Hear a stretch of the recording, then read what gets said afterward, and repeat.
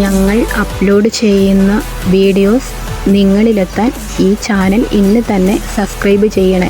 അതിനോടൊപ്പം bell icon press ചെയ്യാൻ മറക്കരുത്.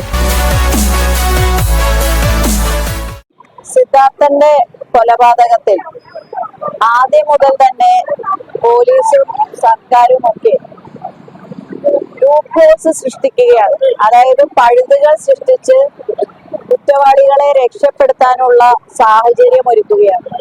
അതുകൊണ്ട് തന്നെയാണ് യൂത്ത് കോൺഗ്രസ് പ്രസിഡന്റ് ശ്രീ രാഹുൽ മാങ്കൂട്ടത്തിന്റെയും KSU പ്രസിഡന്റ് അലോഷ്യസ് സേവ്യറിന്റെയും മഹിളാ കോൺഗ്രസ് പ്രസിഡന്റ് എന്ന നിലയിൽ ഞങ്ങളുടെയൊക്കെ നേതൃത്വത്തിൽ ഈ അനിശ്ചിതകാല നിരാഹാരം അനുഷ്ഠിച്ചു വരുന്നത്. ഇതുവരെയും മുഖ്യ പ്രതികളെ പ്രതി ചേർത്തിട്ട് പോലും ഇല്ല എന്നുള്ളത് ഒരു അപാകതയാണ്. ഡീൻ നാരായണൻ ആദ്യം മുതൽ തന്നെ ഒരു നിഷേധാത്മക പരിഹാസ നിലപാടാണ് സ്വീകരിച്ചിട്ടുള്ളത്.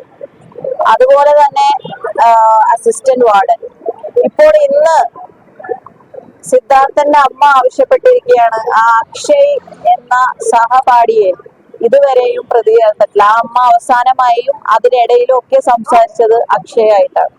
പക്ഷെ അക്ഷയെ പ്രതി ചേർത്തിട്ടില്ല. SFI നേതാവായ അക്ഷയെ പ്രതി ചേർത്തിട്ടില്ല. പ്രതി ചേർക്കണമെന്ന ആവശ്യം ഉന്നയിച്ചിരിക്കുക. കേരളത്തിലെ അമ്മമാർ ഭീതിയിലാണ്. എങ്ങനെ മക്കളെ ക്യാമ്പസുകളിലേക്ക് പറഞ്ഞുവിടും എന്നോർത്ത് അവർ വളരെ വ്യാകുലതയിലാണ്. SFI കിരാത വാഴ്ചയാണ് ക്യാമ്പസുകളിൽ നടത്തുന്നത്.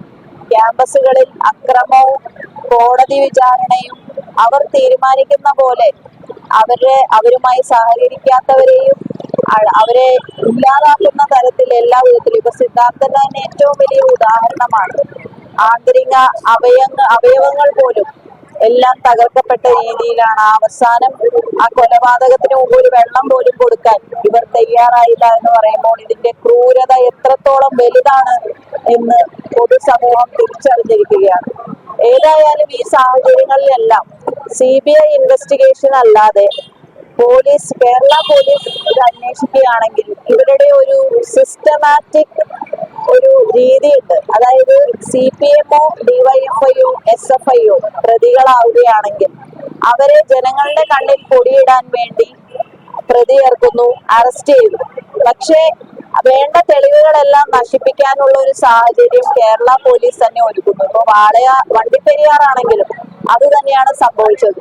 ഇപ്പോഴും സിദ്ധാർത്ഥന്റെ കേസിലും ഒരു ക്രൈം നടന്ന് 14 ദിവസത്തിന് ശേഷമാണ് ആ റൂം പോലും ഒന്ന് സീൽ ചെയ്തത്. ആ കാലയളവിൽ പ്രധാനപ്പെട്ട തെളിവുകളൊക്കെ നശിപ്പിക്കാനുള്ള ഒരു അവസരം കേരള പോലീസ് തന്നെ അവർക്ക് ഒരുക്കി കൊടുത്തിരിക്കുകയാണ്. അതുകൊണ്ട് കേരളത്തിലെ അമ്മമാർക്ക് വേണ്ടി അവരുടെ ഉൾഭയം നിലനിൽക്കുന്ന ഈ സാഹചര്യത്തിൽ മക്കളെ സമാധാനപരമായി ക്യാമ്പസുകളിലേക്ക് പറഞ്ഞുവിടാൻ കഴിയുന്ന ഒരു സാഹചര്യം സാധ്യമാകണമെങ്കിൽ ഈ സിദ്ധാർത്ഥനെ നേരിടേണ്ടി വന്ന ഒരു അവസ്ഥ ഒരാൾക്കും ഇനി ഉണ്ടാകാൻ പാടില്ല. ഇതിന്റെ യാഥാർത്ഥ്യം പുറത്തു വരണമെങ്കിൽ CBI ഇൻവെസ്റ്റിഗേഷൻ തന്നെ അനിവാര്യമാണ്.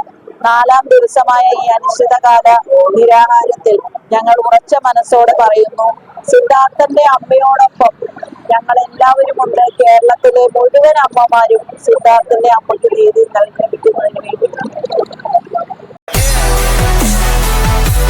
ഞങ്ങൾ അപ്ലോഡ് ചെയ്യുന്ന വീഡിയോസ് നിങ്ങളിലെത്താൻ ഈ ചാനൽ ഇന്ന് തന്നെ സബ്സ്ക്രൈബ് ചെയ്യണേ.